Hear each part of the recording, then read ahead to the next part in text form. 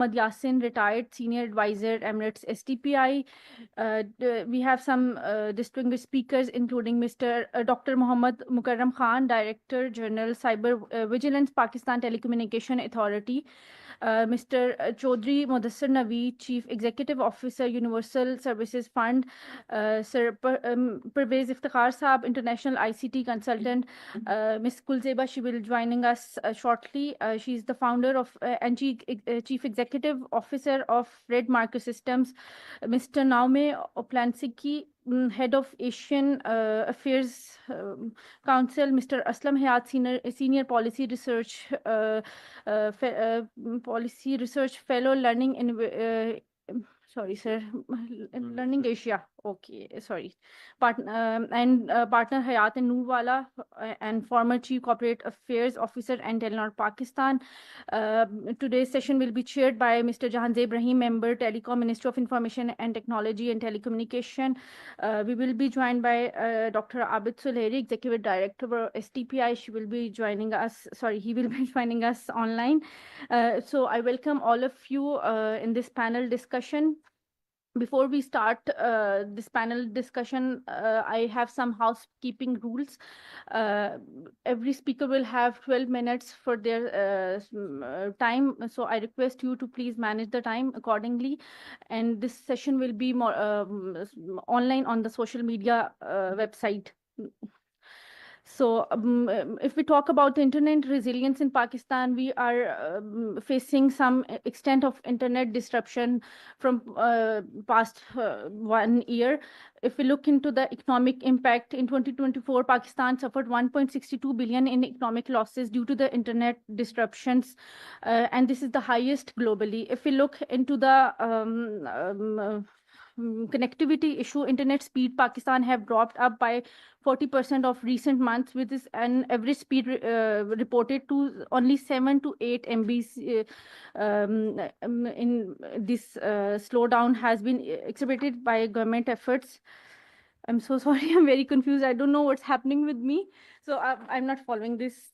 So if we look into the internet resilience in Pakistan, like we have been facing these issues, connectivity issue, whether it's a shutdown of or whether it's a political scenario.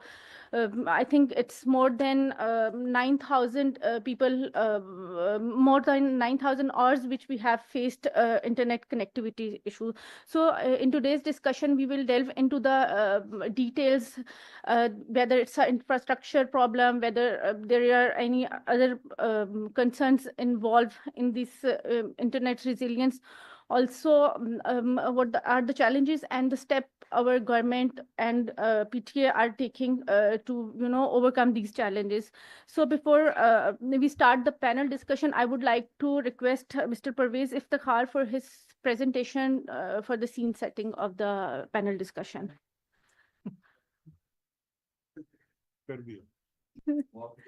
My apologies. Sir Yasin, I would like to invite you for your welcome remarks.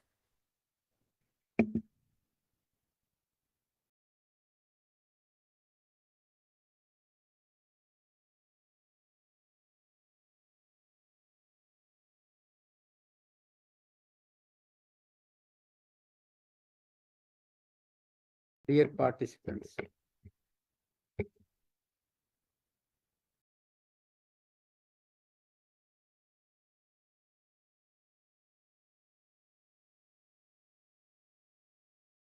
on behalf of Sustainable Development Policy Institute, it is an honor for me to welcome you to the 69th meeting of the study group on information technology and telecommunication.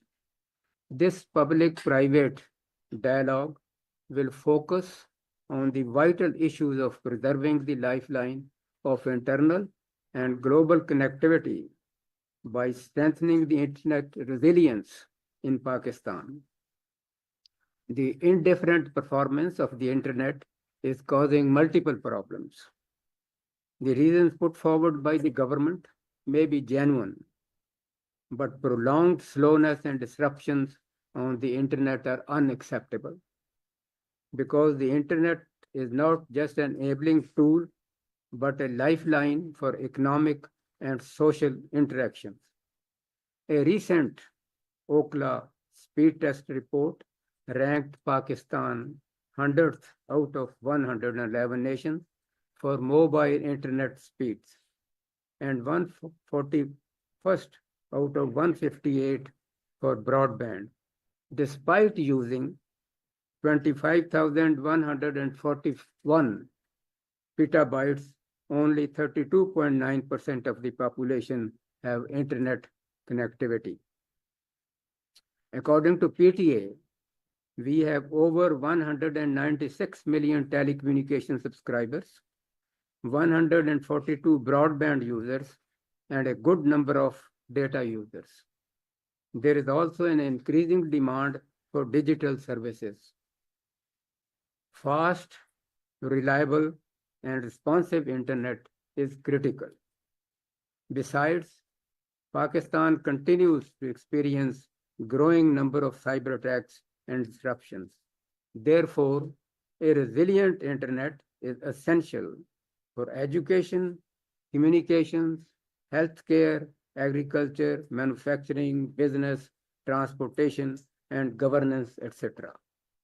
How Pakistan's internet architecture can be strengthened for national and international connectivity.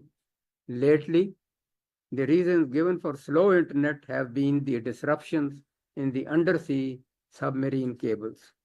What Pakistan can do to ensure speedy repairs of these cables? Should Pakistan have more overland terrestrial cables to improve resilience of the internet? We must, in this dialogue, address these questions.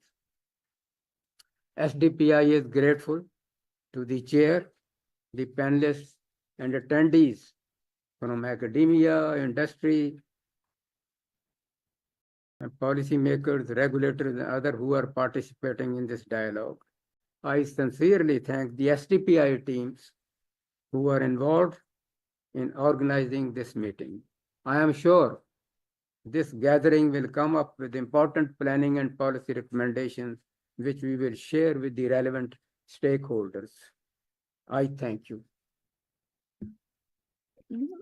Sir, thank you so much, and my apologies. So, coming back to you, Parvez Saab, as Sir mentioned, Pakistan is currently have 7 submarines connectivities, and we have getting some news of another one, which is I think to Africa. Yes. So I'll come to you with a question like how Pakistan relation with other neighbor and countries, which can be good for the digital connectivity, and it can help for the more reliable and resilient internet connections in Pakistan.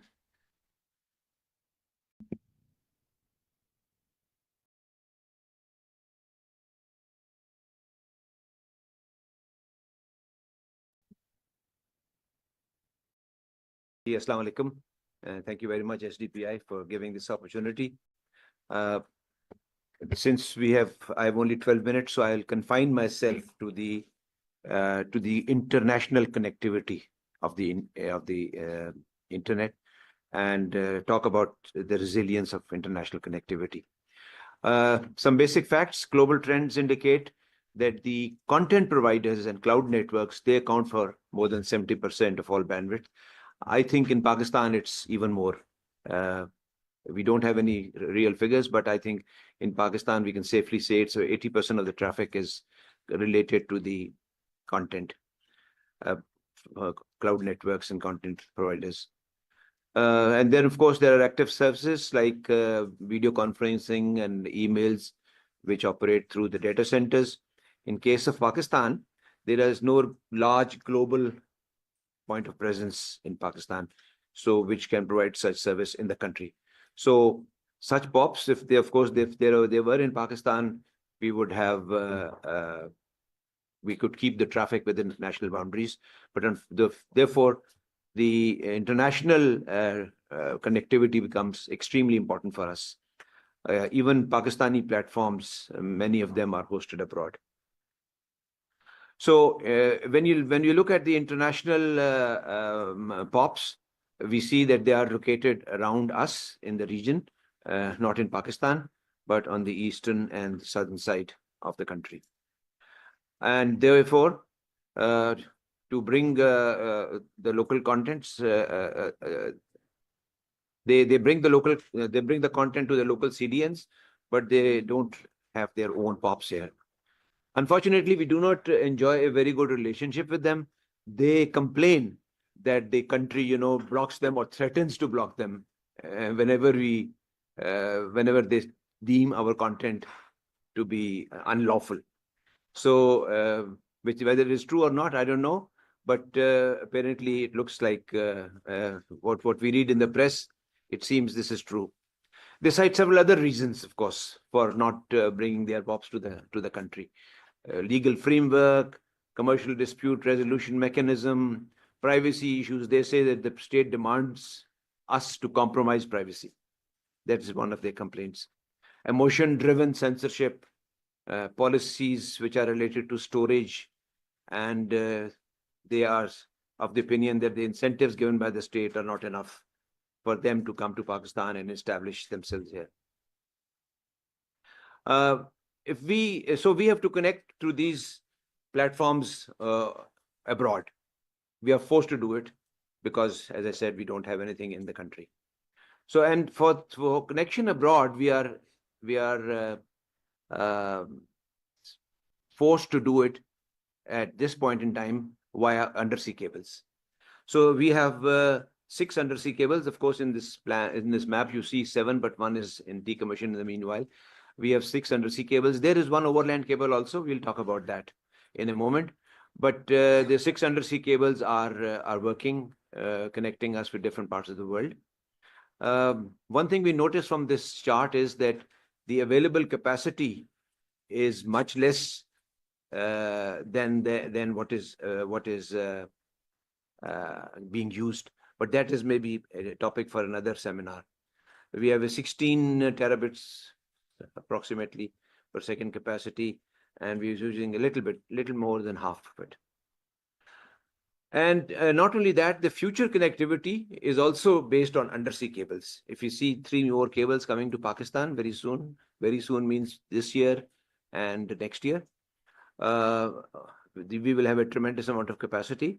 Unfortunately, I could not get the capacity of PTCL's Africa 1 cable, but we will have a large capacity available. Unfortunately, all undersea. So there's the problems of undersea cables. We all know are well known. The joke about shark eating the cable, of course, is a joke, but there are the undersea cables are frequently disrupted. Just in last year, there were about 10 disruptions in the cables, and the disruptions lasted from anywhere between a few hours to more than half a year. So this is something which is not. It's not something which is bad. This is a fact. I mean, you can't have undersea cables without faults. This is some activity or keeps on happening in these areas. These are busy areas, busy maritime and busy fishing areas. So something or the other keeps happening, and the cables get disrupted. We can't help that. So this is not to criticize anybody, but just to mention a fact. Not just that. Another problem with the undersea cables in Pakistan is that all our cables land at one place near Karachi. I think within a distance of 15 or 20 kilometers, all the 6 landing stations are located, and the new ones are also being built there. So it's quite vulnerable. An accident, terrorist activity, anything can disconnect the entire nation. It is that risky. There are no usable overland links. Usable, I mean to say that maybe links are physically available, but we don't have any interconnect agreement with India. Afghanistan is basically our client. With Iran, we have fear of sanctions. There is only one overland route to China, but unfortunately, China does not host any content which is of interest to Pakistanis. Neither does Russia, nor does Central Asia, which we can access via China. So this route is good, but it's not of much use to us. Of course, if we can establish a link between the cables running in the north, east-west cables running in the north, to the cables running in the sea, that could be a good source of revenue for us, maybe, because then we can become a transit between the two links globally. But for us, for the local users, this is not of much use. So what could be the solution? The solution could be perhaps overland, more overland connections. We have, as I said, connections available which are not being used.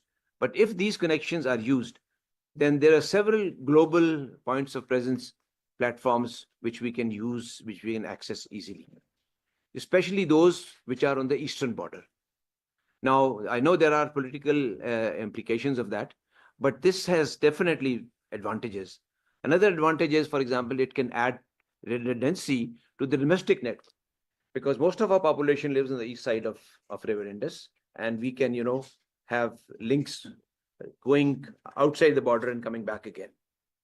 And of course, it helps to reduce the entry cost of those smaller ISPs who would like to access international business, but they cannot afford, they do not afford the internet, the cost of the undersea links, because that is much more expensive. First of all, they have to reach all the way to Karachi. If there is a small internet service provider somewhere here in the central Punjab, then he has to go all the way to Karachi and then get connected. So it adds to the cost. Whereas if he can access the international POPs located across the border, it will be of help. So the overland solution, my concluding point is that it is not only it will increase the resilience of our network, external linkage with the rest of the world, but it will also help us add resilience to our domestic network. I think I leave with this food for thought. Thank you. Thank you so much, Parvez Saab. So, sir, coming back to you, Mudassir Saab, sir, as he mentioned about the like one major problem, which is the one place in Karachi, we have all the cables there, and so I'll come to you with the questions, like considering this reliance on the limited number of undersea cables, do you support the development of additional optic fibers linked to the neighbor countries, and what potential benefits or challenges do you foresee in this? Also, I would like to ask if you can share with us with the innovative strategies that can be implemented to expand broadband access in underserved areas of Pakistan while also enhancing internet resilience against natural disasters, and how can regulatory frameworks and partnership facilitate these efforts?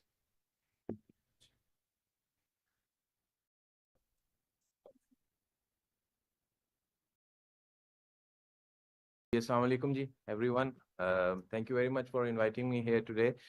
So first, Chair Janzeb Saab, Dr. Mukarram Saab from PTA, Parvez Saab, Yasin Saab. The Parvez Saab has given a background introduction to internet resilience. And before, I answered the specific question, I thought about it, the internet resilience issue. And I thought that if you look at what are the parameters which impact, internet resilience in Pakistan, I have categorized them into 5.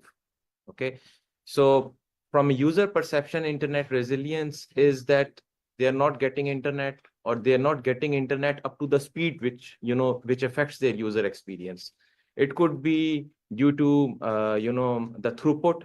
It could be due to the latency issues which users are experiencing, or intermittent unstable internet. So first are the technical related parameters, which Parvez Saab also indicated that submarine cables are in a very, very harsh environment. So once they are affected, their rehabilitation mechanisms are time taking. The second is that we do not have infrastructure. So if the infrastructure is not there, for example, in rural and remote areas of Pakistan, and which is also the mandate of Universal Service Fund, then we need to address this absence of infrastructure. Our total dependence almost on the submarine cables, that exposes us that we need to have terrestrial links. But then if the Har Saab has mentioned that we need to see that what are our geographical and political realities. And if we can have, some of the terrestrial links, say a one through Afghanistan to the Central Asian and then touching the Mediterranean, That could be, and I think that there have been some exploration in that case. The other could be through China, but we need to see that it will add some latency as well in any of those solutions. Another, infrastructure related measure could be the presence of satellite backup links. But satellite in the geostationary orbits, they add a resilience because that's a round trip of 72,000 kilometers. So that puts an impact on latency. But now we have the NGSO satellites, which are commercial in the world, and already the government is discussing the presence of, Starlink and other likes of it. So NGSO could be something which addresses the internet resilience issue in Pakistan, especially for rural and remote areas. So that's the second category. Third category is that the infrastructure which we already have, that needs to be modernized, because telecom and ICT technologies are evolving at a very rapid pace. So we can look at, the key developments of iPhone, now the NGSO, AI. So the regulatory and policy framework needs to be evolved along with it. In discussions recently at many forums, the ministry and PTA have highlighted the scarcity of spectrum in Pakistan. So having only 274 megahertz for a 240 million population is limited. So we need to enhance the spectrum because the internet resilience or experience gets affected. And government is now moving on with the 5G planned auction in April, May. Second is that the investment needs to be there, but that requires business sustainability, because this is a sector where the whole investment is actually from the private sector. It's a private sector driven sector. So the investment needs business sustainability for those organizations, and their issues like low ARPU, tariffs, quality of service based differentiation, that needs to be explored. Then we need to go for rapid modernization of technologies. Like Wi-Fi has been just modernized, just embraced. NGSO is in the pipeworks, and our focus should be more on FTTX. The thing is that in all over the world, that the true, user experience comes from fixed line. But we have only 1.8 million FTTH connections in Pakistan. If I translate it to population, it's 1.3%, and in terms of house passes, it's also limited to 5%. Europe is embracing for 100% of house passes based on FTTX. So that's something which also affects the internet resilience in Pakistan. And we need to move to reliability. The fourth category, I have named three. The fourth is disaster related. Pakistan is something which is prone to disasters. We can look at the 2021-22 flood related incident, earthquakes, storms, flash floods. So that disaster resilience needs to be built. One example could be that when 2022, 1/3 Pakistan was inundated in water, all our fiber links from north to south were, cut. So we need to see together with the private sector that what are the areas which are less prone to disaster, and we can have some, optical fiber links over there. And finally, the last category is that we need to see our security paradigm, and due to security, there have been, planned internet disruptions, and they are usually announced by the government. So these are the 5 categories where, I would say that the internet gets, the resilience is affected. So any parameter, any useful dialogue, we need to see that what could be done in each of these areas. And as you said that for rural and remote areas, USF program has been, focusing on two main program areas. One is that we are providing 4G and 2G services to all those areas. We are still keeping 2G in our program because 36% of the devices in Pakistan in use are still 2G. So that's why we need to keep it in our program. We are focusing on fiberization in Pakistan. So for fiberization, USF has programmed approximately 18,000 kilometers, which has been done. And we are connecting the rural and remote UCs, towns, and fiberizing them.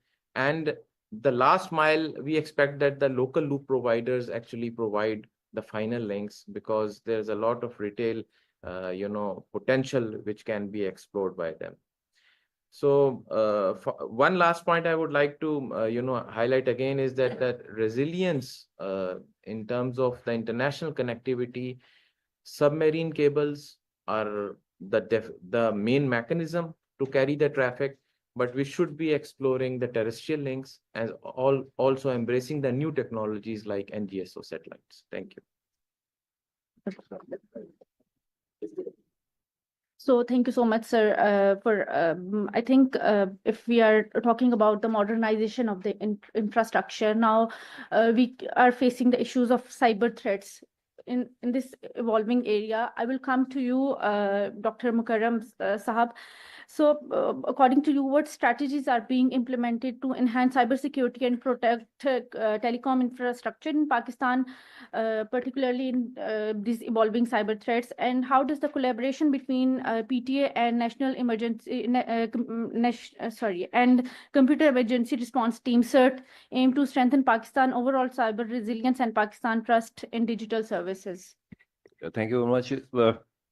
Before coming to the two questions, I would highlight a few things related to the internet, because I'm looking after the internet governance at PTA, and we are the one who basically block. But it is always No, you have to answer. Was it shark or what? yeah, it is me, basically the shark, the nickname shark, you can call it is me. But it is always on the instructions of the government. So we do not have our hands are tied. It's just like judiciary that they have a ribbon on their eyes. So same way we are, we do not have any sentiment, or we do not have any our own input into this. Because when it comes to the national security, and these are the instructions from the government of Pakistan, we have to rely on this. Our chairman gives an example that if government announces a holiday tomorrow, so you're not going to say that I'm not from this party, ruling parties, and I'm from opposition, so I'm not going to follow the instruction. I'm going to come to the office and I'm going to do my job. So same way here, we are the government officials. We have to follow whatever the government say, what the policy is there and why they are doing it. So that's beyond our jurisdiction and our mandate. And we really believe that it is a pain point, and we are trying to address it. For example, VPN registration. So unfortunately, many things. Today, I was discussing about one interview which was given by the previous ex-chairman of Pasha, Zuhaib Saab, and he has said the loss to the IT industry and our export is maybe less because of the internet disruption, and more because of the propaganda carried out in this case, that this has happened or this has happened, something like this, and it has created a very bad influence onto the international investor and buyer, that look, this is going on in the country, so maybe people are unable to return or complete the assignment, so let's move on to the other option. So, for example, people start criticizing the registration of VPN, whereas it is basically to mitigate the disruption. So whenever there's a disruption with the system, so it is the people who are technical and who understand the firewall. So disruption is basically, we have a kind of, no, it's not that firewall which we it's talk of the town and which is it is notorious. We do not have that. We have WMS, Web Management System. It has been installed by the telecom operator. It is by their own funding and their own procurement, their own installation, by their own operation. Here is rep from Transword and Jazz. They would bear me out that it has nothing of that sort. It is to follow the mandate of PTA as per PACA 16, and to mitigate the grey traffic. And it is under the orders of the Supreme Court in 2018, where we had to install the system in 6 months. So what I'm saying is, when we do the registration, it is basically all those companies which are IT companies, call center, banks, embassies, basically when the exception is created into the system and their internet services are not blocked. So it is basically to facilitate that, but these have been unfortunately a wrong propaganda has been launched against it. And we are doing more. For example, the special technology zone areas, and other things like, which are critical hubs, IT hubs, we are trying that any disruption of the data, say for example, when the BTSs are blocked or some other internet services are blocked in that area, those areas remain lit by the internet, because internet nowadays is a basic necessity, just like oxygen, water, and electricity and gas and water. So these things coming to our home, so communication and internet data is the lifeline. I understand. We understand this. Secondly, as Parvez Saab has said, unfortunately, to make the internet resilient, we need to be ready that there can be disruption on the CLS, the cable landing station, and there can be worse. At the moment, let me tell you, Qatar, out of there, I think 4 or 5 cables, only one is working and other are down. So, and if that the situation comes to Pakistan, then we need to be ready for that. And for that, unfortunately, our local hosting is very less. Most of our banking apps, most of our servers and applications, even the PKNet, Pakistan.pk domain, it is hosted outside. So if there's a disruption and Pakistan is blocked because of certain things, sanction, or maybe, because of some disruption or storm, something like this, then whole of the machinery is going to collapse, because everything is online. So there won't be any banking system, there won't be any, governance thing, that there won't be any food panda or, a cream, etc.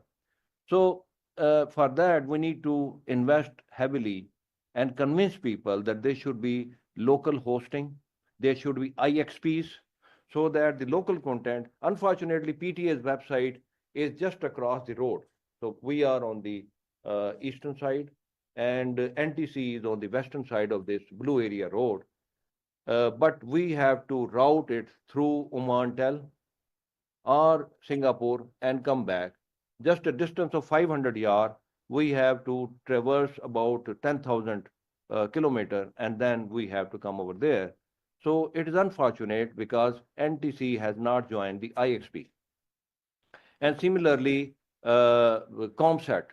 So most of the government websites are hosted on NTC and ComSat, and they have not joined the IXP. And one example more is Jerry's. So all the PSL matches, the PTV has a collaboration with Jerry's, and these are on the internet with the help of Jerry's. But Jerry's has not joined the IXP. So hold the traffic. At that time, we have around 400 to 500 GB of traffic, which is going from Pakistan all the way to Montel and coming back to Pakistan, and then it is served by Jerry's and PTV. So it is very unfortunate, and we are working on this. We have a project which is called Resilient Internet. So whereby we are not only going to increase the connectivity between the operators, and we are going to increase the CDNs wherever these are. Unfortunately, there's a competition with in the operators. So PTCL, for example, it has CDNs at 38 cities in the country, but there are many operators which are denied of this facility in the competition of user experience, because if everybody they give an access of their CDNs in, say for example, Arifwala and KK Network and Connect and other small operator, they also start using the services of those CDN, then everybody would have the same user experience, and nobody would would like to buy PTCL for 3,000 rupees a month instead of getting it from KK Network for 1,500. So because of this competition, but the sufferer are the citizens of Pakistan, the users of Pakistan. So these are certain things which we, and especially I would highlight, the minister is working on, addressing the slowness issue on a strategic level. Jahandev Saab is building a presentation. We are collaborating with him, and she intends going with us to the Prime Minister and talk on the things like fiberization, like spectrum, shortage with the operators, and other things which are a main hindrance to this, slowness in the country, beside the other thing, related to the blocking and other cable cut. But within the country also, there are many factors which are affecting the user experience. And, I give you one example. AE1 is down for last about a week or so. Now, PTCL has made up the deficiency by acquiring the bandwidth from other MME1 or other cables which are coming to their landing station. And capacity-wise, there's no deficiency now. But even now, there is a problem of the user experience. Why? Because AE1 was connecting Pakistan directly with Omantel, and Omantel is the nearest point of presence of Meta, whereby the user experience, the turnaround distance and turnaround time, it was only 20 milliseconds. But now, because of this cable cut, we have to traverse all the way to Europe or Singapore, which is their next POP closer to Pakistan, and the turnaround distance is 200 milliseconds. Now, just imagine for every session you are making and every message you are sending, the latency is 10 times. So it is not only the capacity, it is the other factor which Mudassir Saab has just said, it is the latency also. So we need, and unfortunately, I have been trying for last 3.5 years to convince Google and Meta and other people to bring their POPs into the country. But unfortunately, we are not meeting their basic requirement. For example, they need a carrier neutral data center. We do not have a carrier neutral data center. There were many plans in the STZ, Islamabad and Karachi, but unfortunately, because of the last 2 years political situation, they are not being materialized. So we need a carrier neutral data center, and then some conducive environment economically and politically, whereby they can come invest and they can start providing services. Now, coming to the question, the cybersecurity, we are working on this. So there have been denial of service tag, for example, on NTC, there was one, on Neotel, there was another. But, there's a good point is we have a national telecom SOC, which is the first of its kind in Pakistan. It is established in PTA, where our major operators, at the moment we have 32 operators, all the major operators, their SOCs, they are connected with our SOC. And whenever there is some incidents of that kind, we have a computer emergency response team which react to that, and we try to mitigate it. So many in the case of Neotel, for example, we intervened, our team went there, and we rescued them from that situation. In the case of NTC also, we have been standing by them. We have a fortnightly non-intrusive vulnerability and penetration test on our operators' public-facing website, and we try to find out what could be the vulnerability point which the hackers and other people can exploit. And we are running it for last 2 years, and alhamdulillah, for last 2 years, there have been no major instance of cybersecurity on the telecom sector. And beside this, we are working with National CERT also. We are giving the information to them, and they are sharing the information with us.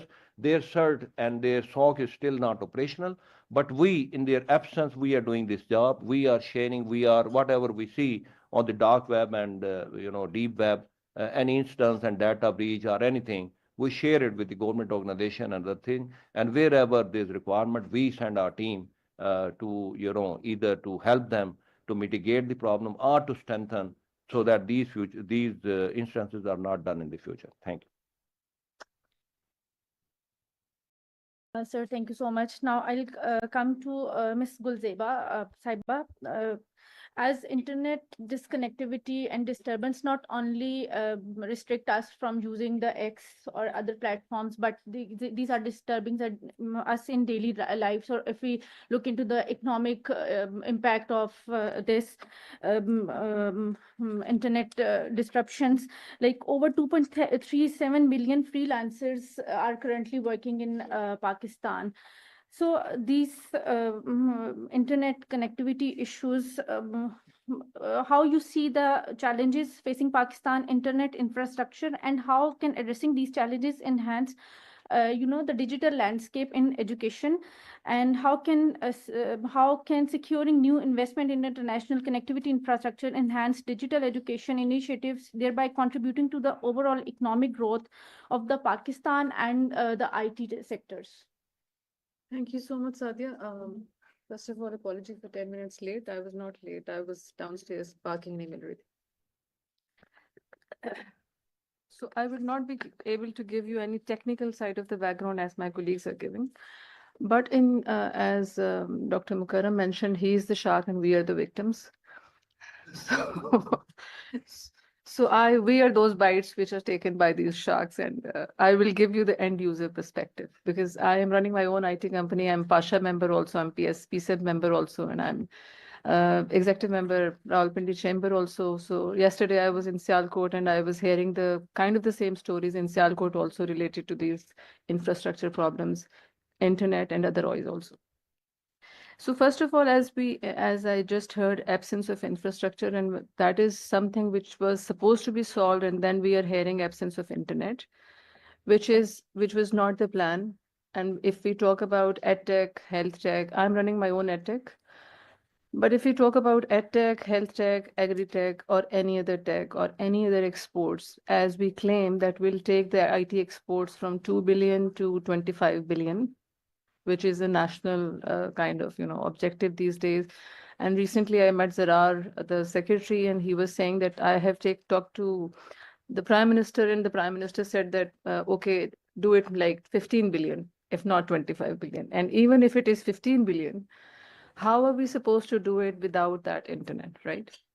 So it's not, so we need to see that from end user perspective, we do not understand, sorry. This is stuck somewhere, just like me. Okay, thank you. Now it's too close. So as we do not understand from an end user layman perspective, we do not understand the strategic sides and the rest of the high-end objectives of closing the internet or, whatever is happening on that side, the power game. But on the end user side, if one day internet is not there, we understand that how much end user is actually, compromising their productivity, compromising their revenues, compromising their, agreements for that. For example, in case of Red Marker, we work on examination reforms. So we are the first private company in Pakistan which has been working on this side. First time किसी board के exams papers जो है किसी outsource company ने mark किए. Mark नहीं किए, actually we provided the technology. And then the technology was, used by the same teachers who were coming to a marking center, but they're sitting at their homes and marking the papers. Right. So in that case, now these teachers are also using the internet at their homes. Then it took us around 3 to 4 years to make the mindset of the education system to the mindset of these chairmen, these assessment bodies, these boards, to come to that point to start using technology. And COVID actually helped us a lot in that case. And then we are again kind of on the same 0 point, because now the chairman is saying, okay, what will we do if there is no internet? When we started working with them, they didn't have even the policy of, how to pay these online markers. So we have to work on that online markers policy and then have to kind of make the process, digitalizing the institutional side, how to kind of digitalize the processes. And you can understand that when we are working on the board side, we have, anybody knows here how many educational boards we have in Pakistan? No. Sorry?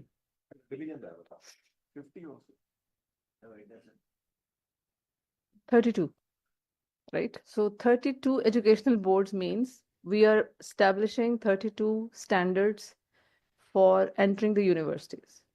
That is one side. That was something which was supposed to be resolved, and maybe, digitalization and the technology and these things could have been helping more if we are not having that problems. Coming back to your question, as I said, that when it comes to, on one side, we talk about the learning poverty. As all those students, we have around 53 million students who are going to school.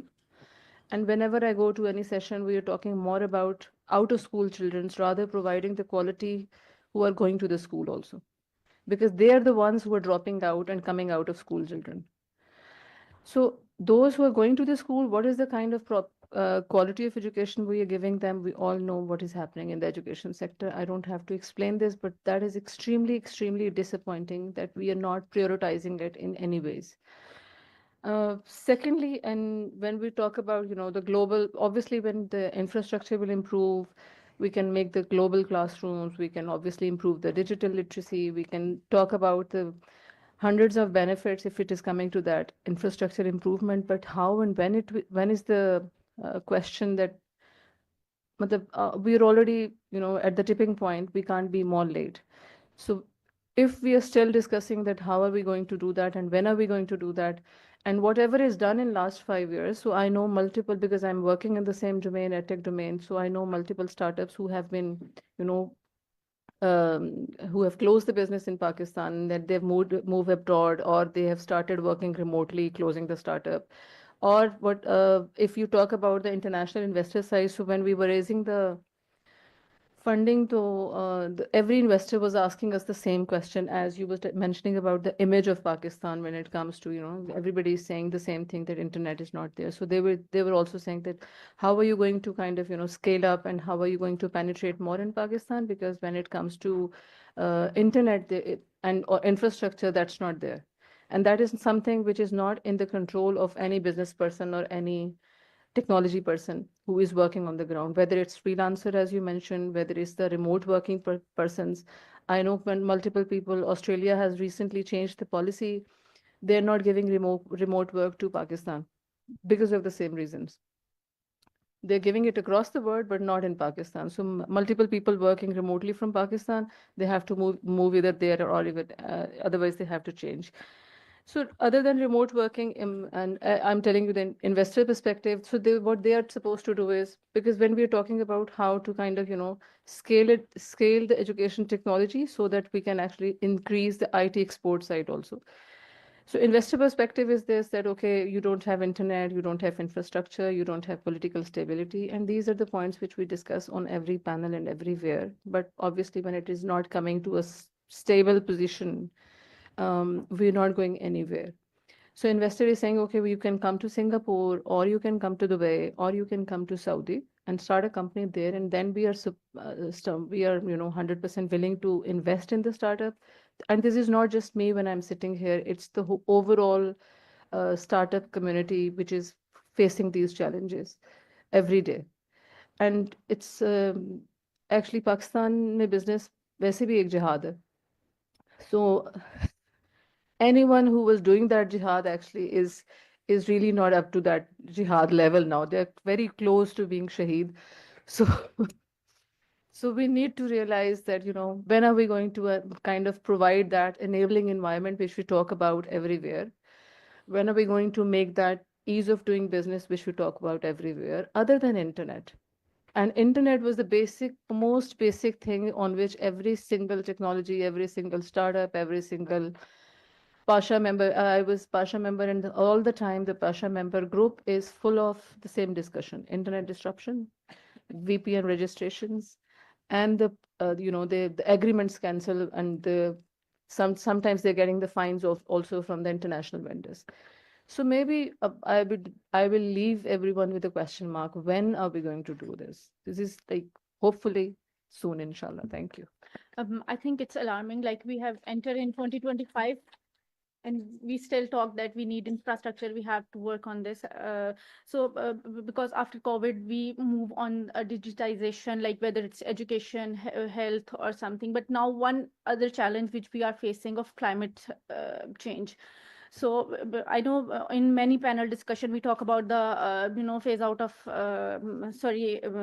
becoming the digital, like whether it's school education system, like some of the private schools, they don't use paper in their schools. They only use the digitization. Like, but when we don't have internet, we will not have the connectivity to how we are going to connect with them.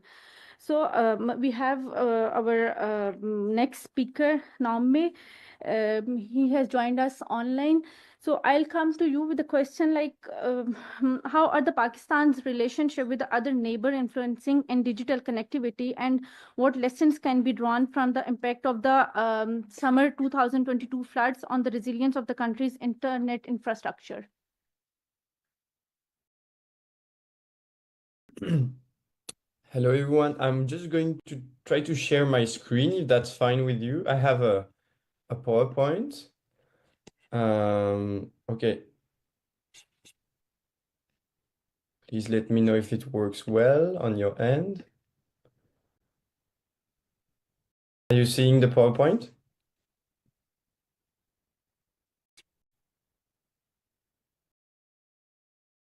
Yeah, no? I'm not hearing any. Yes, Yes, your Yeah, slide. sorry. I don't know. I was not hearing. So hello, everyone. Thank you so much for having me today. So my name is Nomaya Palinsky. I'm from Paris 8 University in France. I've been working extensively on the internet connectivity in Pakistan with LUMS University.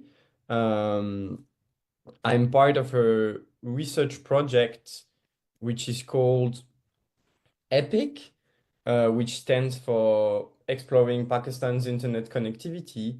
So basically, it's an interdisciplinary research project between the French Institute of Geopolitics at Paris 8 University and LUMS.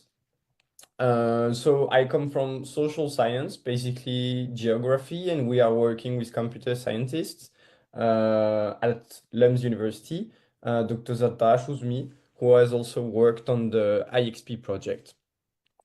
So we have been working on this since a little bit more than 3 years, and we got a funding, bilateral research funding actually from the French MFA and the Ministry of Higher Education and Research in France and the Higher Education Commission of Pakistan.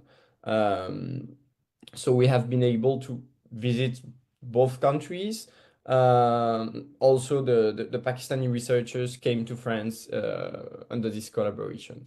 When we have published a paper about the quest for resilient internet access in Pakistan that we have presented in Australia at the Asian Internet Networking Conference this summer. So I'm going to present a bit of the results of our research, mostly related to the domestic connectivity, because Mr. Parvez Sab has already explained a lot about the international connectivity issues. But let's focus on the domestic connectivity side, and after we can go in more details related to the problem related to climate change and how it could impact Pakistan's internet resilience. If you have any questions, please do not hesitate to interrupt me. So first of all, I would just like to come back to the definition of internet resilience. So according to the international standard, a resilient internet connection is one that maintains an acceptable level of service in the face of faults and challenges to normal operation. But so at the domestic level, how does it translate? Basically, we talked about content localization closest to the end user. It's a big issue in Pakistan. But we also have to consider the diversity and redundancy of path linking networks with each other. And the director of cyber vigilance from PTA also pointed the issue of the IXPs, which are not fully used in the country. So we are going to go back to the content location issue and the IXPs also. So I would recommend for people who are interested in this question of resilience to look at the metrics of the Internet Society, because they have developed a different kind of metrics, trying to evaluate each country's performance in different type of sectors. And the situation of Pakistan has improved so far in their metrics, but still we need to go a little bit more into details, because what seems to be good performance on the paper doesn't always translate in operational changes. So related to data centers and the number of IXPs, Pakistan is performing better than what it used to be, but we will see that one of the issues is that you can have the infrastructure, but it needs to be used, and the internet service providers need to actually rely on the infrastructure, which is not always the case for a number of issues. When we look at traffic localization, according to the Internet Society data, in fact, as we said before, there is a kind of a low degree of traffic localization within the country because Pakistans do not have the POPs at the moment. But what is important to understand also is that peering efficiency is also a problem. So it means that between the internet service providers, the way they are interconnected with each other is not efficient. You have also a low degree of upstream provider diversity. It means that most of the internet service providers within the country are taking their data from a few partners, which means that if you have such a dependency on a few partners, if their networks go down, yours also. So there is a kind of a work to do in, trying to have more diversified partnerships within the country. So with the most important networks and also outside of the country. So for example, big ISPs such as PTCL or Transroad would have specific agreements with some kind of internet service providers outside of the country, but diversity at this end is very important also.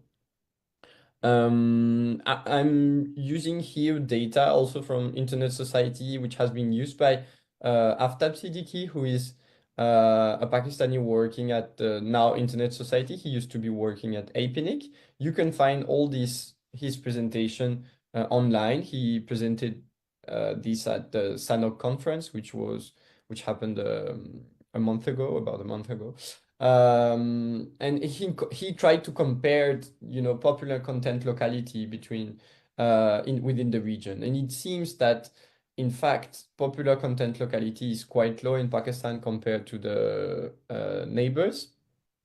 And he tried to measure and to trace back where are hosted the different most visited .pk websites. And he found that in 2024, the picture has changed quite a lot.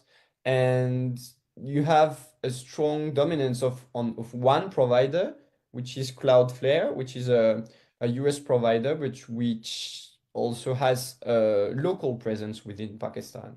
So what is interesting is that even if a lot of websites are hosted on only one stakeholder, it's, in terms of resilience, it's not a very good option. But yet, since Cloudflare has some services within Pakistan, then you could probably think that some of these websites are hosted within the country.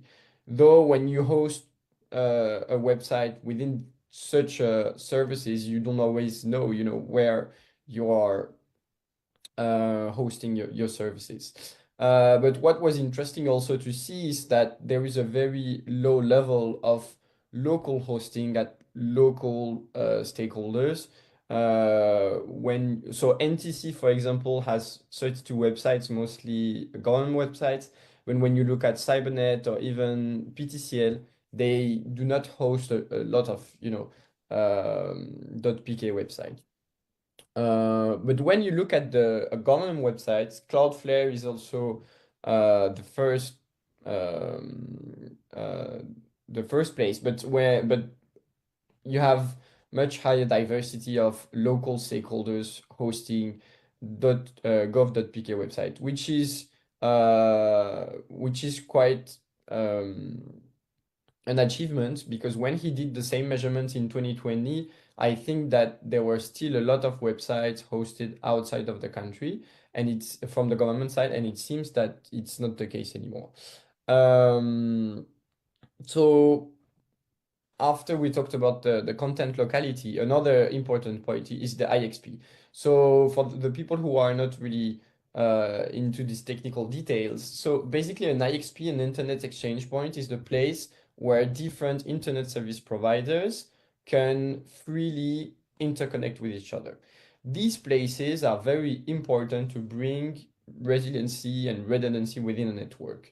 It's also help, to have direct connections at the domestic and local level instead of relying on international connectivity to interconnect. So that's what the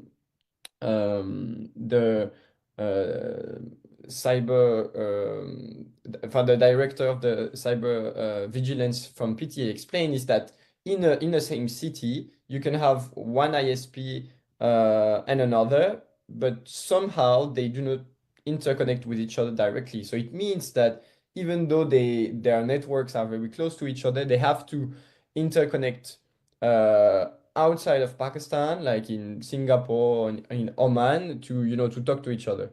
That's creating latency, and also it brings a huge cost on connectivity, which is a big problem. So that's why there were different initiatives in Pakistan to have these IXPs on board. But before we touch upon this, I just want to present and to explain how we have also understood the way Pakistan is connected domestically. So basically, in the paper we have published, we have used a methodology which enable us to map the global internet, like how the different networks are interconnected with each other. I'm not going to enter into the details here because it's going to be maybe too long, but the most important part is that this is data we are collecting from the announcement of the autonomous system, so that's public data. And from this data, we were able to map Pakistan's internet network architecture. In 2022, it looked like this way. And what is very important to see here is that you have two big nodes, which are Transworld Networks and Pakistan's Telecoms network. And what was very interesting here is that it gives a picture of Pakistan's network, which is very concentrated.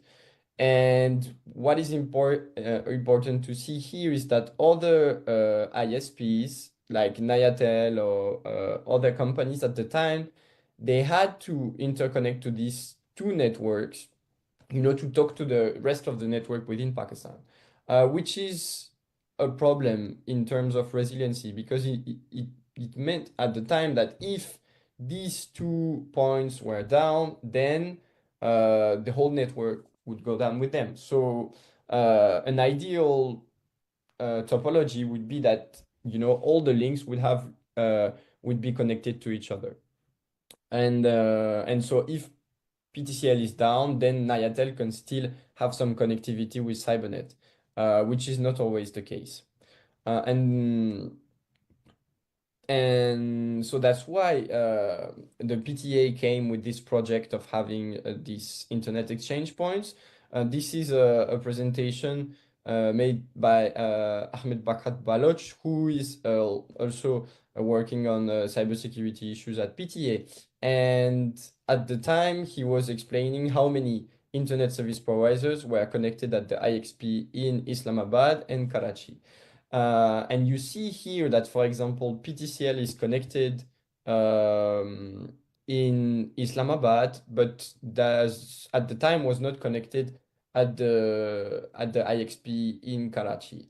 So it meant that Karachi is a very big city, but then within Karachi, the operator didn't want to cooperate with other ISPs. And even though ISPs are present at the IXP, doesn't mean that they are using it. I had a few interviews with many ISPs when I was in Pakistan, and most of them were telling me, oh, the internet exchange point is not relevant. And the problem is that there is no content located at the internet exchange point, meaning that the whole internet is driven by the content, and internet service providers are only looking at where is the content hosted for their own users. So then that's why there are a lot of discussions about how could the PTA or the different stakeholders attract the content at the internet exchange points.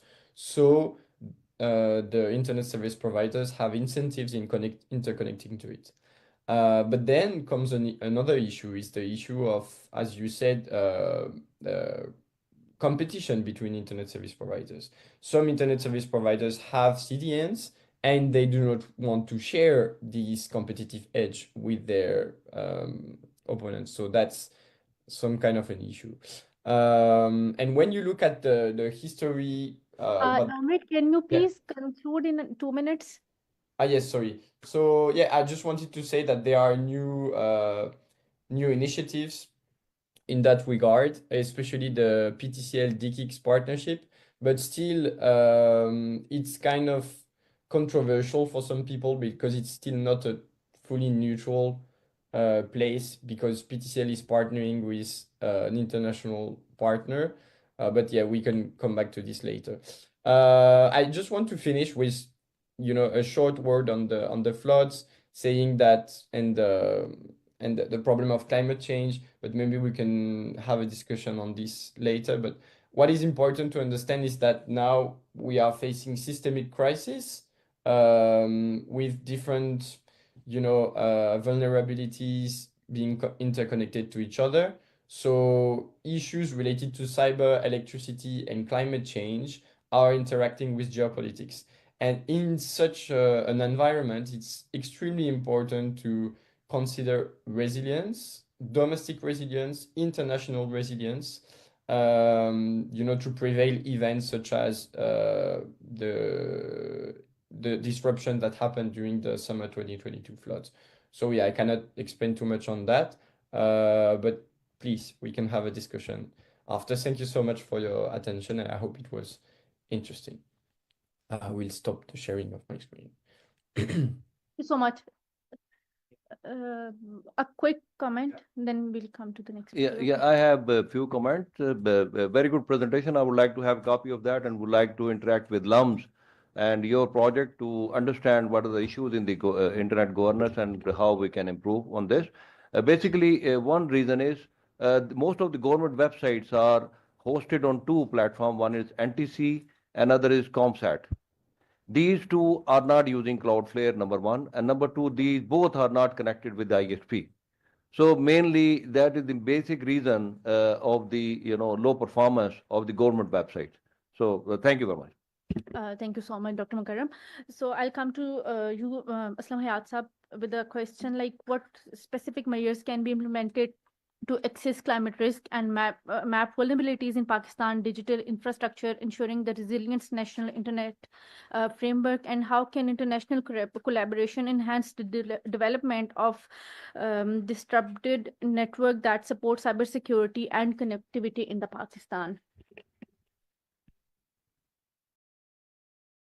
Thank you, Sadia. Before I start my points, one thing that almost all my presentation has already been covered. And that's why I always suggest a pre-meeting among speakers so that we can have a meaningful discussion. Second is that from this discussion today, it appears that we are talking about smog. We know it's a challenge. We know it disrupts life. We know the causes and we know the solutions. But are we doing anything about it? The answer is no. We only talk about it with the start of October, November, and then we forget about it from January onward. And the reason for that is that if you know the causes and you know the solutions, and if you're not going to solve it, you will continue to face this problem for the rest of your life. And that's exactly the point here. When we talk about a resilient infrastructure or resilient internet, we know the problems. And the problems are both climate related and man-made.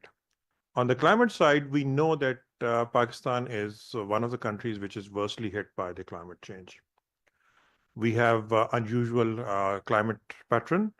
We have flooding, we have heavy rains, we have earthquakes, and we have those snow. So all sorts of challenges are there, and we have seen disruptions caused by that. There was a discussion about 2020 flooding, and the consequences, obviously not only that there was flooding all the networks and everywhere, but also there were towers where it was impossible to reach and refuel those towers. And that caused also major disruption. We know that this is going to happen almost every year. So that's from August onward, but we didn't do anything. And we didn't even have the arrangement to refuel those towers. Then we have man-made challenges where we have got uh, terrorism, we have got sabotage, especially in South Punjab. We see that people simply come and steal your batteries and cards and everything, and there is nothing you can do about it. Network is down for weeks on those areas. Then you have network shutdowns, and that's actually the elephant in the room. I don't know whether you can negotiate with the elephant, but this is also a problem which needs to be addressed. And we can have a detailed discussion that, yes, we understand that security is important, but we also need to understand that economy is equally important, if not more. So if you are not having a good economy, you're not going to have a security of any kind. We can have the discussion that while considering and making sure that adequate security is there, we can still make progress. And there are ways to actually, alternate ways to handle the security challenges without a blanket shutdown of the networks. Then the solution is very easy because we know the causes, we know what are the problems and how we can address it. What we need is a very clear list of objectives which we want to achieve out of this. Then we need to map all those challenges. For example, if you just look at the earthquake part, in 2005, there was a major earthquake. It was impossible for SCO to handle the communication afterwards, even for disaster relief. And the immediate relief, which was suggested by PT and it was executed, was asking the Pakistani mobile operators to go in AJK and then start the service without license. So there are solutions which can be immediately deployed. So you map all the challenges and then you design the redundant network. You have to make sure that your network is resilient for earthquake. Japan is a very good example on that one. Then it's resilient from flooding. Netherlands is a good example over there. Then the cyber attacks, we know that there are certain friendly countries who love to sabotage over networks and attack cybersecurity issues are there. And we also know that this surge happens on certain days in a year. I mean, 14th August is their favorite day. But that again is something, and I'm very happy that PT has developed this 5-year strategy, 2023 to 2028. A lot of good things are there, but still it needs a lot of improvement and more participation from the network providers. Then the most important part is the investment-friendly policies. You're not going to have investment in the networks if you do not have investment-friendly policies. Unfortunately, what we're seeing is that very credible international players are leaving Pakistani market. And Omantel is gone, Ooredoo is gone out of Pakistan, Telenor is on its way out. And this is something which we should be worried about, because it's not a good sign that the operators who are able to provide this resilient networks are no more interested in investment. Even in the existing operators who are not leaving, if you look at the quality of service, they probably are not investing enough. There could be many reasons about it. I mean, it's rent-seeking policy of the government, other challenges, but this is also a problem where the government needs to look at what kind of investment-friendly policies need to be there. And USF alone cannot have the kind of investment which is needed for a resilient, redundant network across the country. So you need a public-private partnership. But then coming back to the same question, that if you do not have investment-friendly policies and the operators are leaving, you're not going to have a PPP arrangement over there, which means that we would be stuck. It's also important to have international collaborations, especially when it comes to cyber attacks, and also learn from the other countries. If you look at good examples, I've talked about Japan, I've talked about Netherlands. Estonia was one of the countries which was badly hit by a cyber attack. And then, among other things, they also created data embassies outside the country to make sure that the data is available when it's under attack again. Then you have got Australia, where NGN was, and there was a big investment on it. And then, since they also have a lot of less dense areas, so satellite is also one of the backup which they're using. Germany is a good example. US is a good example. So all those good examples are there, which we can actually learn from there by having this international collaborations. We need more research. I mean, I'm happy to see that LUMS is doing a lot of good work on those areas. Last but not least is the policy and licensing issues. You cannot force a licensee to do something which is not part of their license obligation. And this is going to be a big challenge. If the license says 70% of the population coverage, they will focus on the dense areas and not on the rural areas. So you need to see that if you want a resilient network, you need to sit with the stakeholders. You need to make sure that there is a risk assessment on both sides, for their sides and your sides. Then you need to make different categories of the risk, the mitigation strategies around all those risks. And then engage the stakeholders, come up with the framework for the resilient networks in the country, and then implement it while doing stress testing on each of those solutions. And that's how you would be able to solve this problem. But this is something which will take some time. It's not a short-term arrangement. And the best time to start was yesterday, and the second best time is today. Thank you.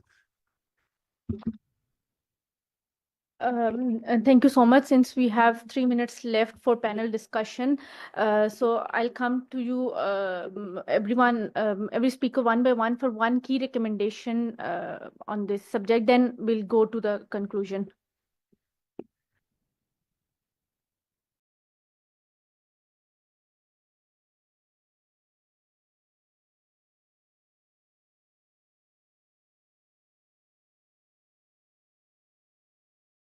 Links through our, cross-border terrestrial links on east and west, both sides.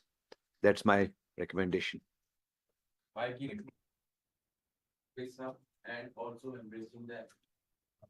Also embracing, supplementary mechanism like NGSO satellite communication, which is nowadays, being embraced all across the world.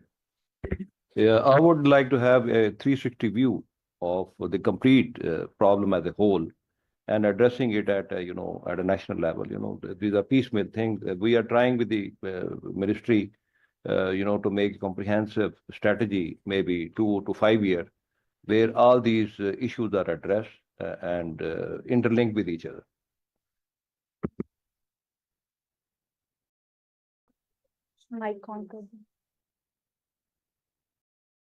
I think more than recommendations will be a wish that, we can make the business independent of the rest of the things. How to kind of make it independent from the political instability, and policies continuation is also very important. My recommendation would be to have a holistic view of all the challenges, a comprehensive framework to address those challenges, and then an action plan with quantifiable KPIs so that we know that we are making progress. Even if it takes 5 years, we should know that what is going to be happen in the first year, second year, and third year. So the progress is measured and quantified. Thank you. Thank you so much. Now I will request, sorry, sure, sorry. Yes, thank you. Yeah, I would just recommend that you know, when you are trying to designing these policies, you also take the academic community on board, because people are doing amazing job in trying to understand all this. And I know that LUMS University, and we are working with them, they are trying to come up with an exhaustive framework, which could be very helpful in trying to make decision makings in terms of network planning. So do not forget to bring the academic community on board in these kind of matters. Thank you.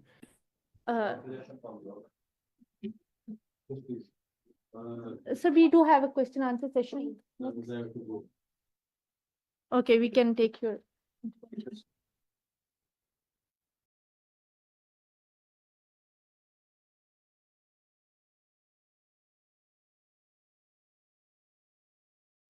I'm audible. Okay. Security and development, two extremes. Go towards security, development will go up. Go towards extreme development, security will go up. The paper will be written by Louis Yusuf, and Paris paper which says economist security stands alone. Whatever answers, whatever the way forward you are trying to make, the paper is available on the net, and make the expression of it, with the reference of that, it covers all the way forward to address it. So let us go through from security. There's paramount over traditional security. Thank you so much. So I will request the chair of today's session, Jahanzeb Rahim Saab, sir, your remarks on the panel discussion, and also we would like to know what step is taking ministry taking to enhance the internet resilience in Pakistan, particularly concerning the challenges like power outage, spectrum availability, and infrastructure gaps, and how does the ministry see the merger in the overall market situation and the global perspective? Ji sir, actually, we would like to know what step our ministry is taking concerning the challenges like power outage, spectrum availability, and infrastructure gaps, and also ministry see the merger in overall market situation and the global perspective. Merger of Ufone and Dana, right? So that's the talk bit now. Thank you very much, Ji. Bismillah. Thank you very much, sir, for inviting me and bringing me to the chair table. I might not be the most competent person here with Parvez Saab, you yourself, Naveed Saab, Dr. Mukarram, Aslam Hayat Saab, Ms. Gulzeba. But thank you very much for this opportunity. And probably chairing a session, I never knew that it would be so hard. I thought I would just keep on sipping tea and have sandwiches and listen to the panel speakers. But later I realized that I had to probably summarize the whole discussion, so I had to take my notes. So we have already, gone through the key recommendations. Parvez Saab has highlighted our dependence on submarine subsea cables for international connectivity, and he has given the key recommendation of having terrestrial sources of international connectivity.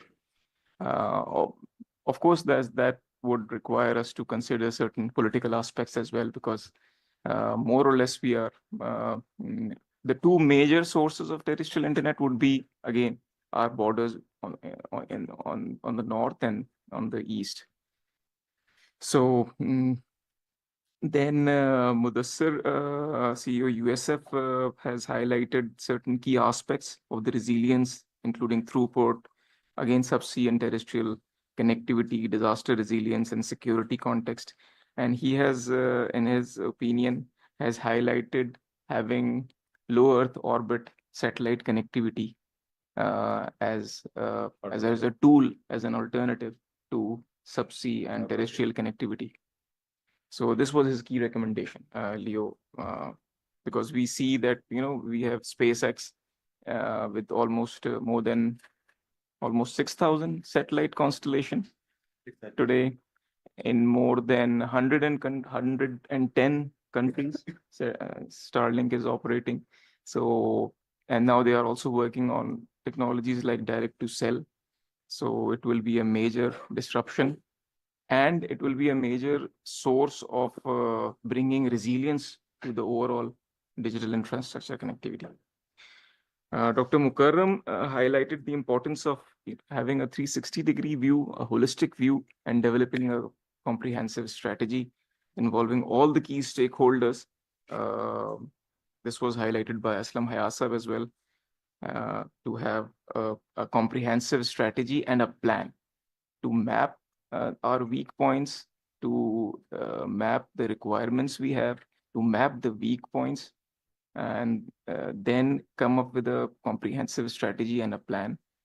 And Dr. Nome highlighted the importance of bringing academia on board as well, while we more or less focus on bringing policymakers and the industry on board. Academic link is another very key aspect, and it can give the right academic and research input to policy making, which is so very important.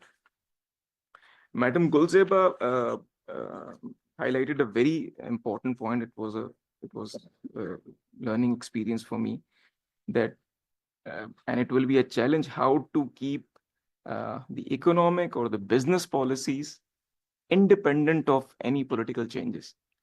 But globally, we see Japan, we see all the APEC countries practically implementing this.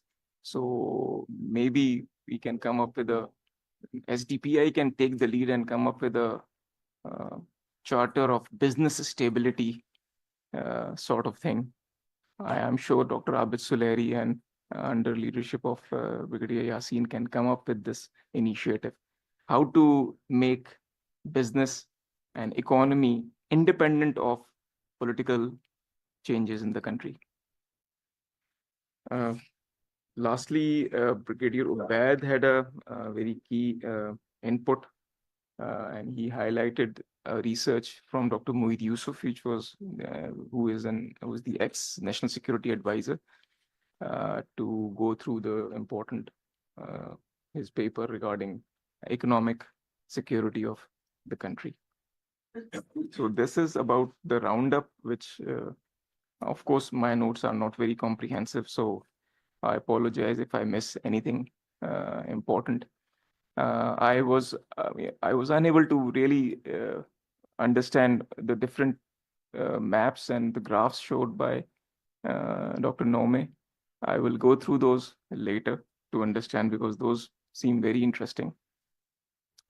Then coming up with the question, what are the steps taken by the ministry?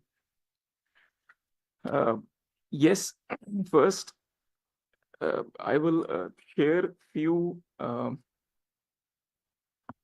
facts that show improvement in the overall internet connectivity in Pakistan, and I will quote the ITU ICT Development Index. But what does it signify? It does not signify that I am defending the current quality and coverage of internet services in Pakistan, but I'm just highlighting that sometime for, of course, very due reasons, we tend to discuss certain negative aspects more than what is happening positive in the country. So again, as per ITU, there is a 14% improvement in the overall ITU ICT Development Index. So I'm again not saying that we are absolutely comfortable with where we stand in the ITU rankings, but there has been not significant, but slight improvement in the overall ITU ICT Development Index. 29% improvement in individuals who own a mobile phone, and 20% improvement in household with internet access at home. So as per the Telecom Operators Association, in the last year alone, due to certain interventions led by the minister herself, and very kind support of SIFC and Cabinet Secretary, there was a planned rationalization of right-of-way fees in the country. for the long haul, especially for the long haul. So right of way fee for railways came down from around 182 rupees per meter per year to 36 rupees per meter per year. So Alhamdulillah, it had reasonable impact on our overall network infrastructure rollout. 23,000 kilometers of fiber was deployed last year. And as per Telecom Operators Association, almost 4 million households were connected only last year. Then there is another aspect. Ministry has an organization, Electronic Certification Accreditation Council.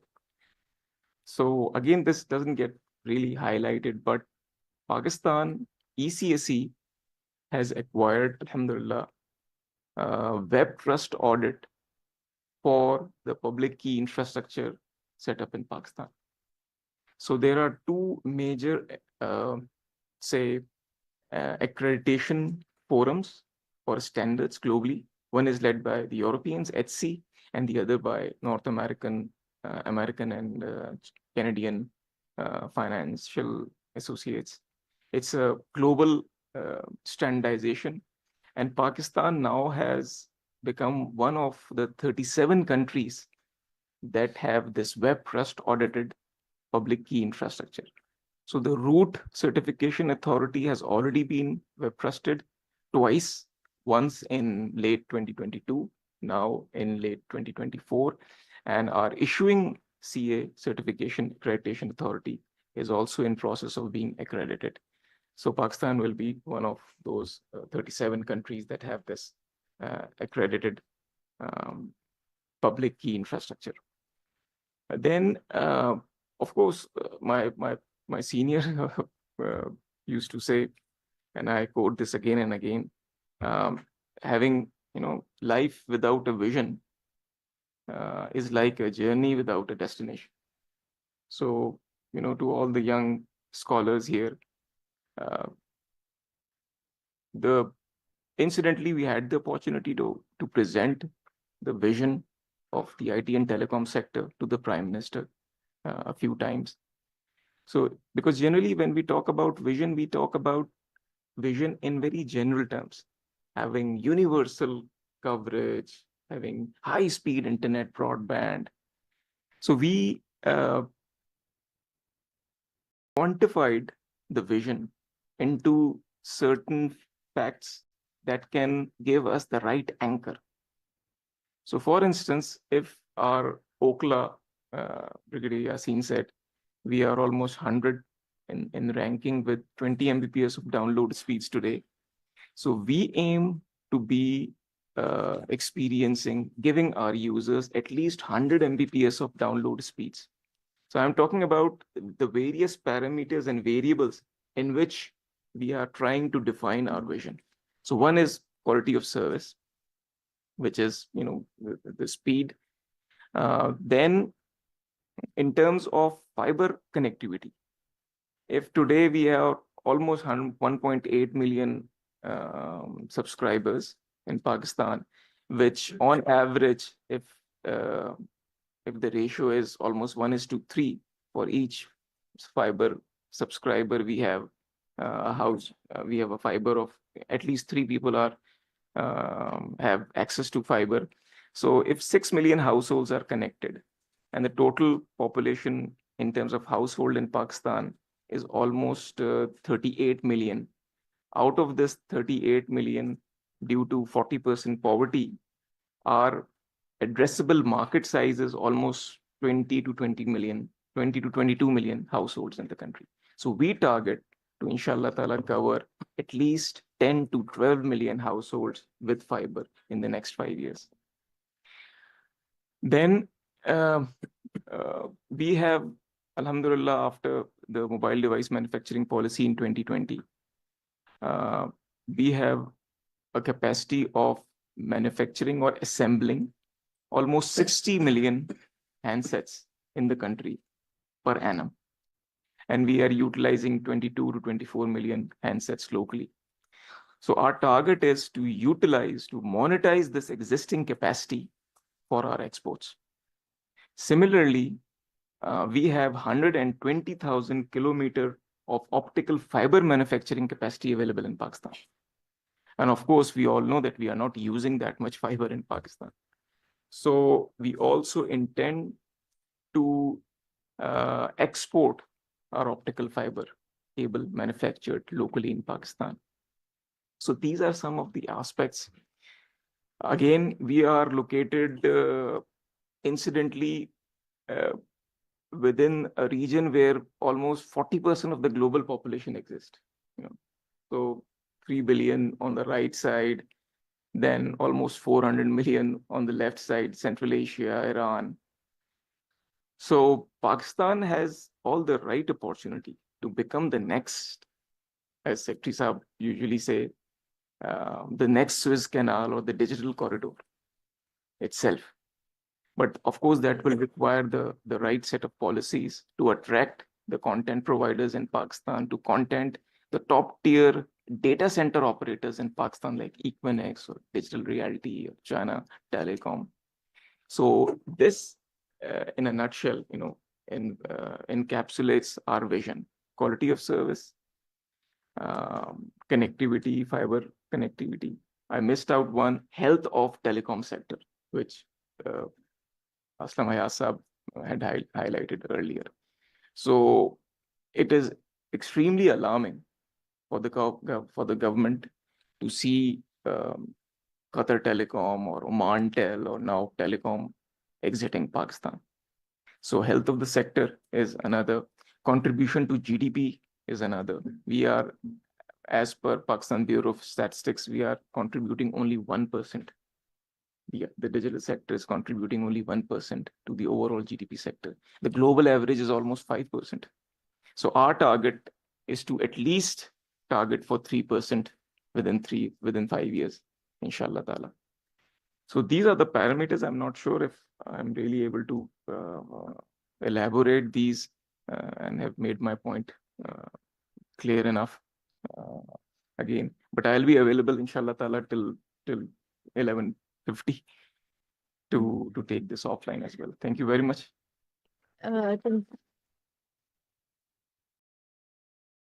Thank you. Moving to the question answer session. Please raise your hand if you have any questions from our experts. Okay, so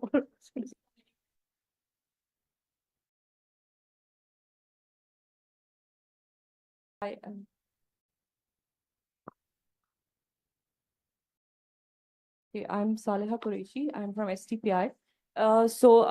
We do understand that, the internet, or we are talking about the internet, so a lot of businesses, sectors, and stakes are connected with that. For the whole discussion you have, highlighted, I would club these challenges into certainties and uncertainties.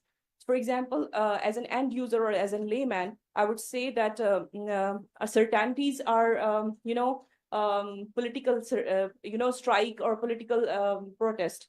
That's certain that they announced 20 or 15 days before that we will come to Islamabad, and then the whole internet is not available. So is there any solution for that? And there comes in uncertainties like COVID and other strategic things. So do you have any prioritized things that for the thing, especially when I am in Islamabad, we are at very stake that our meetings or our e-mobility is suffered due to that. So how do you see, is there any solution that you could provide to the government? And secondly, recently, I think last week, Ministry of Planning has presented a framework 5E framework. So is it the 5E framework? One is energy, environment, equity, and one is e-Pakistan. So does your challenges are aligned or addressed in that document, or are they missing? So, yeah, thank you. Yeah, first part I would address, and second, it is the policy issue. So I would refer to the ministry. Can I answer this? Okay. Thank you so much. This is Zainab Naeem. I'm also from STPI, but I'm not representing the organization stance here, rather the challenges that I see as a Pakistani. So we do see, and I understand the fact that there's a challenge that misinformation needs to be curtailed, and that's why the government has to take certain steps. And that is in no way affecting free speech. Of course, all governments in throughout the world, they do that. But I think banning social media is not a step that the government should be taking. And this is not curtailing misinformation is something that is not an insurmountable challenge. Why can't we strengthen our cybercrime policy, and then enforcement needs to be there? So this is one of the recommendation, and also a question, why are we not doing that? Enforcing the cybercrime policy in its true form, but also revising and upgrading it as per the current challenges. We also have a data protection bill, but I don't see any enforcement in that context. Rather, we just go on banning the social media sites. Also, quoting Elon Musk, he said recently that Starlink, we are talking with the government of Pakistan to launch it. And the next day we see that it gets registered. I don't know whether SCP has registered it or any other firm. But it took almost more than 2 years. I do believe Starlink team was here in Pakistan almost a year or two ago, but they could not, it couldn't be launched. Our neighboring countries are reaching the moon, but we are still sitting here. Whether Starlink is able to, provide the benefits that it is providing to all other countries. Third most important aspect, this is a security threat to Pakistan also, the internet slowdowns, and we understand that this is not happening because of any shocks. The cyber attacks on the ATMs have increased since the internet slowdowns have been happening, because VPNs are being used, and now VPNs are also being banned. So we are not stopping there, but every other person is using VPN, trying new VPN to get access to social media sites. Then in 2022 floods, because I'm an environmental scientist, we know that international aid did not reach Pakistan timely. Even the mass media was not able to capture what was happening. It was through Twitter, formerly known as Twitter and now X, that people were sharing their videos, and telling the situation, what is happening around. Now, just imagine if we have this similar kind of situation again in Pakistan, there's internet slowdown happening. How the people who have, I know that we have mobile phone access, but if there's no internet, the internet slowdown is happening, they will be able to reach out to the people, to the mass media. So digital inclusion is impossible. This is also linked to brain drain. When you are not providing the internet accesses, researchers are unable to access the sites. Even a few months ago, I was not able to access the ministry's websites also, because only it was possible through VPN. So if youth are not being provided with internet, and if their e-commerce and freelancing is being affected, there are already no traditional job opportunities. Brain drain is bound to happen, and that is one of the reasons this is happening. So this is my personal opinion. Thank you. Can we answer, because then we tend to forget. You can lose the track. Yeah. So I would only, answer the PTA side, the first part of your question, and a few of yours, and the policy matter I would refer to the ministry. Number one, blocking. We have never blocked the, the fixed line.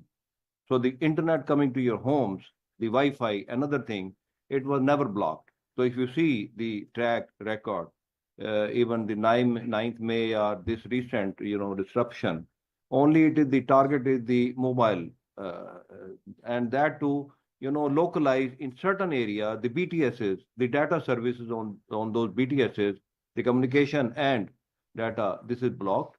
So I would request if the people are not, having the fixed line to them, so they should have it. And secondly, so mobile, and the mobile also, we are very targeted. We're targeted onto certain points.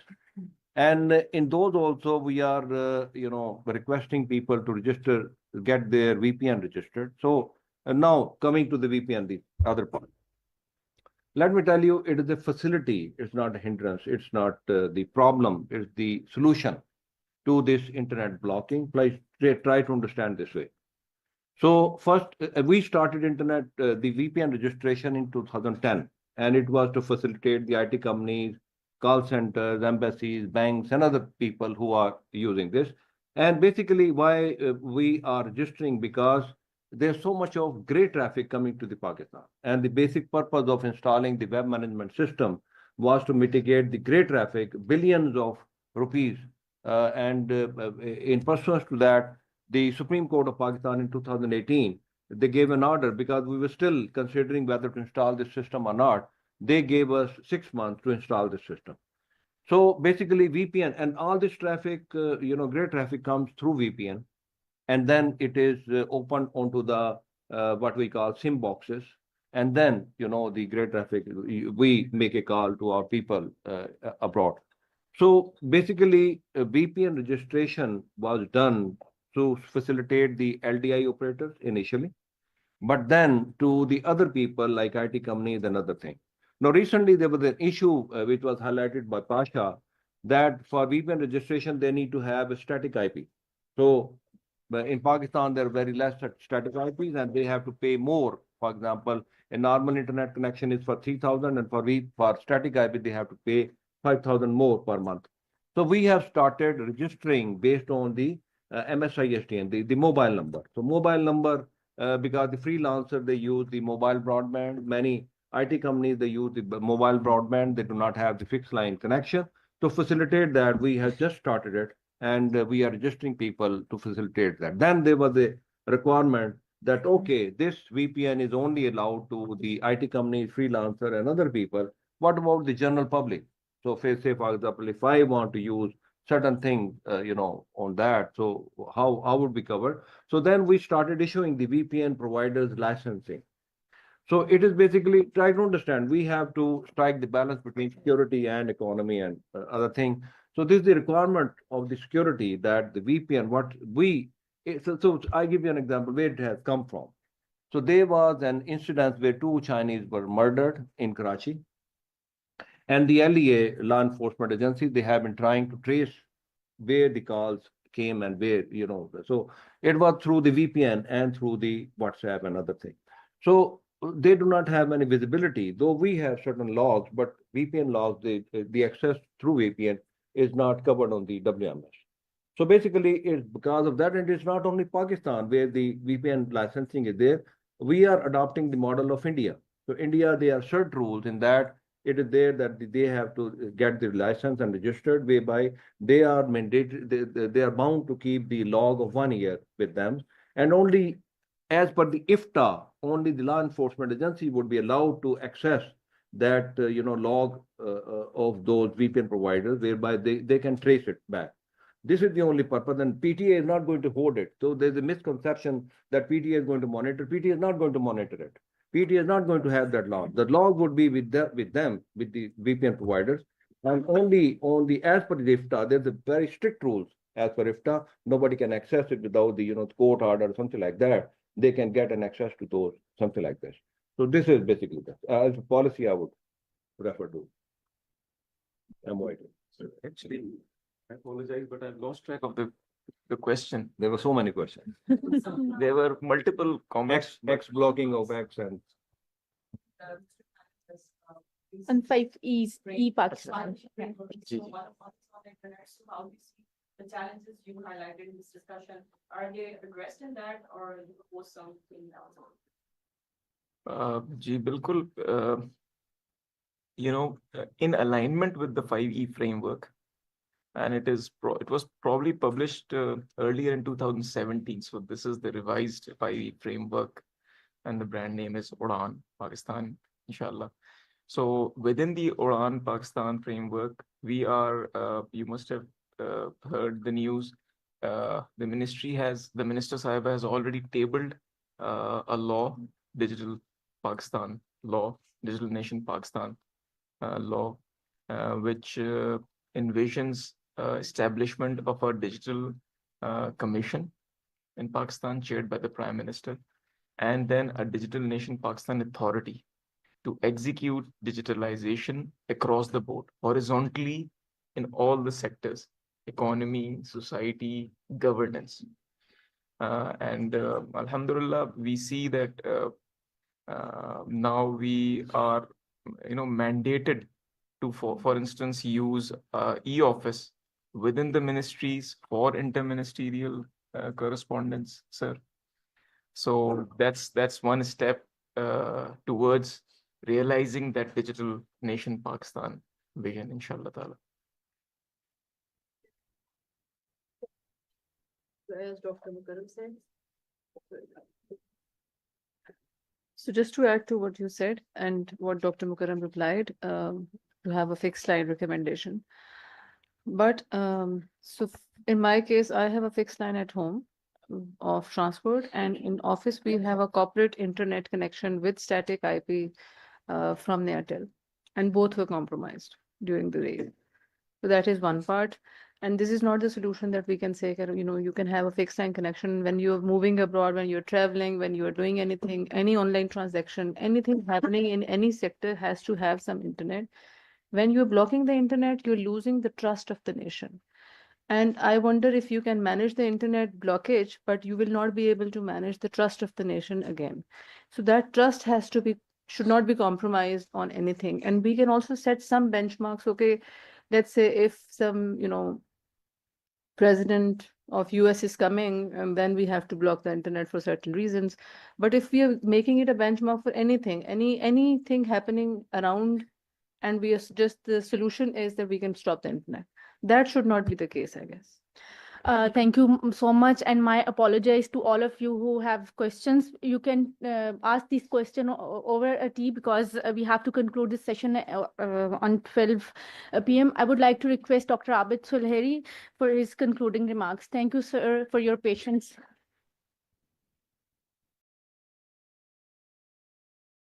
Thank you, Team STPI. First of all, my gratitude to Brigadier Yasin Saab for his continued advice and support, and he is the single largest force behind convening these meetings, which are on very relevant, very important topics, and we have seen these recommendations making difference. And once again, Brigadier Saab chose a very pertinent topic, and to all the worthy speakers and panelists who joined us here.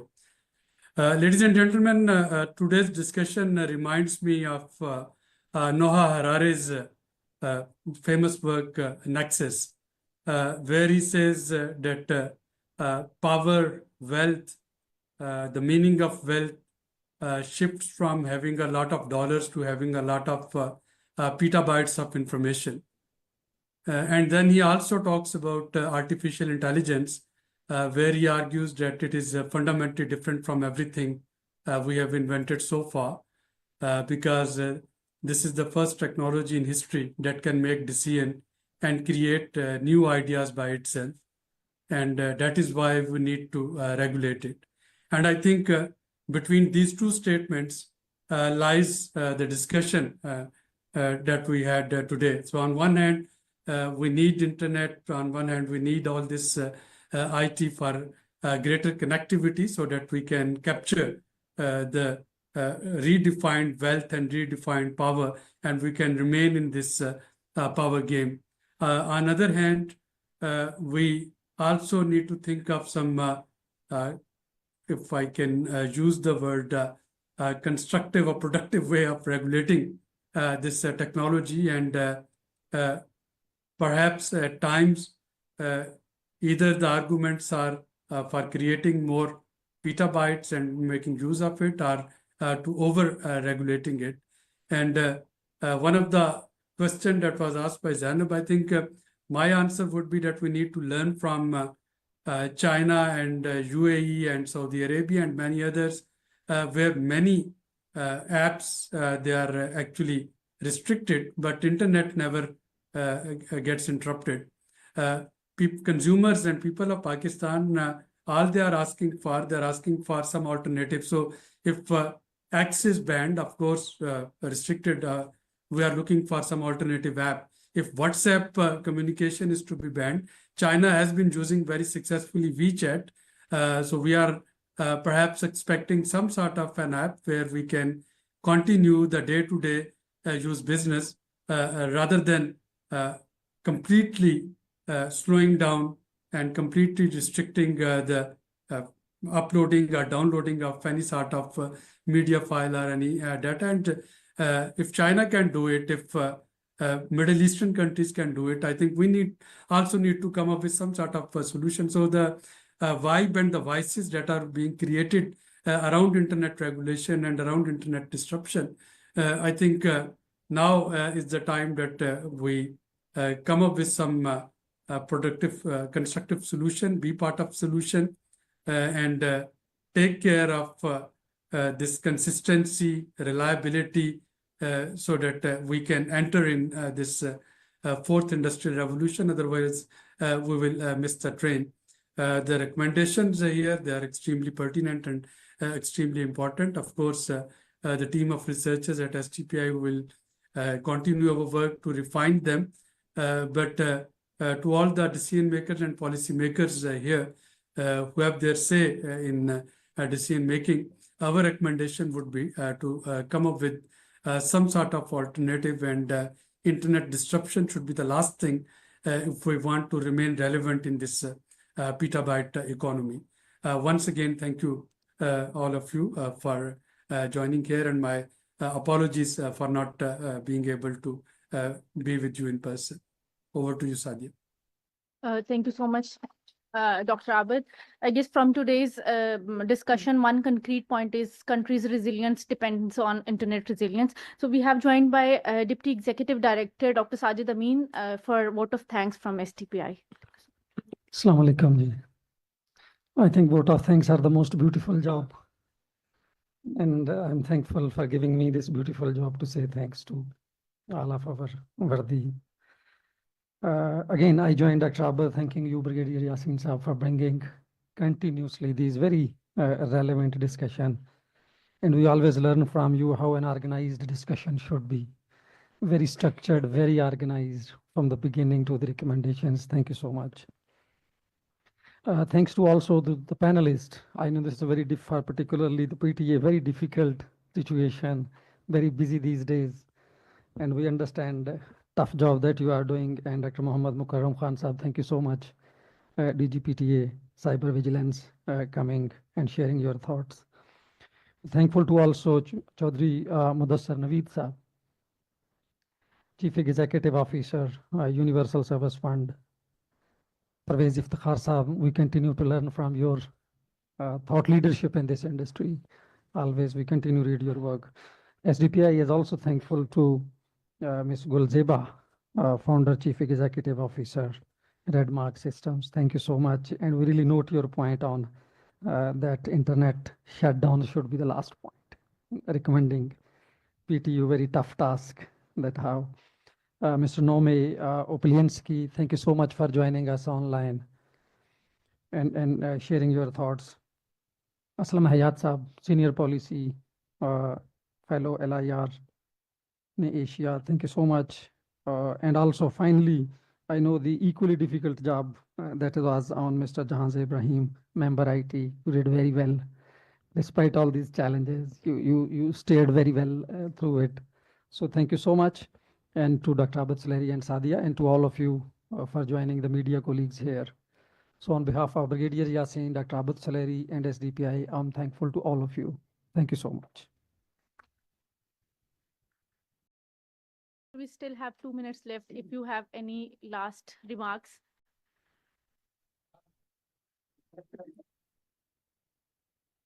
For the panel. Sir, mic on kar denge, please. Like Aslam Hayat, Aslam Hayat had said that we know the problems, we know the solutions, we know how to go about it, but we don't want to do it. This reminds me of an incident where a person was sitting across the table of a bureaucrat. He was trying to convince the bureaucrat that his problem is genuine and it must be solved. But the bureaucrat somehow, after long discussion, was not agreeing. So the person said, "Sir, what you have said is, very relevant. But one thing I want to know that what is the reason that you cannot do it?" He said, "There are no reasons. It's our policy." So I hope that will not be the policy, but once we, engage the stakeholders we make a framework, we lay down planning and policy recommendations, and the important thing is that we must implement it. Unless we implement it, that UDAN program perhaps will never materialize. It will be a dream unfulfilled. Thank you very much. Like to request speakers for a group photo.